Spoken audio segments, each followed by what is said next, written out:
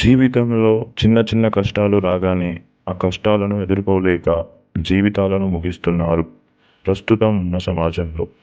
అలాంటి week mind set ఉన్నవారి కోసం మా ఈ సందేశం కొంతవరకైనా ఉపయోగపడుతుందని మా చిన్ని ఆశ. హాయ్ అండి, అందరికీ నమస్కారం.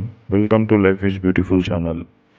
మానసపల్లె అనే గ్రామంలో రామయ్య అనే ఒక వ్యక్తి ఉండేవాడు. ఆయనకు 3 కుమార్తెలు.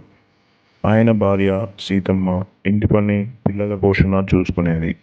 రామయ్య అక్కడే ఉన్న ఒక పట్టణంలో బట్టల షాపులో సేల్స్మెన్గా పనిచేసేవాడు.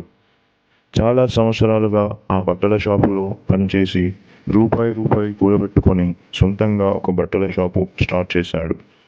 6 నెలలు గడిచింది. వ్యాపారం చాలా బాగా సాగుతుంది. ఇంతలోనే ఒక అర్ధరాత్రి 2 గంటల సమయానికి షార్ట్ సర్క్యూట్ కావటం వల్ల మంటలు వచ్చి షాపులో ఉన్న బట్టలు మొత్తం కాలిపోయాయి. రామయ్య ప్రొద్దున వచ్చి చూసి చాలా బాధపడ్డాడు. ఆయన సంపాదించిన డబ్బు అంతా బట్టలతో సహా మంటలో కాలిపోయింది. కుటుంబం మళ్ళీ ముందున్న స్థితికి వచ్చింది. ఎన్నో రాత్రులు నిద్ర లేదు. ఆర్థిక సమస్యలు, కుటుంబ ఒత్తిడి, ఎవరి సపోర్టు లేదు.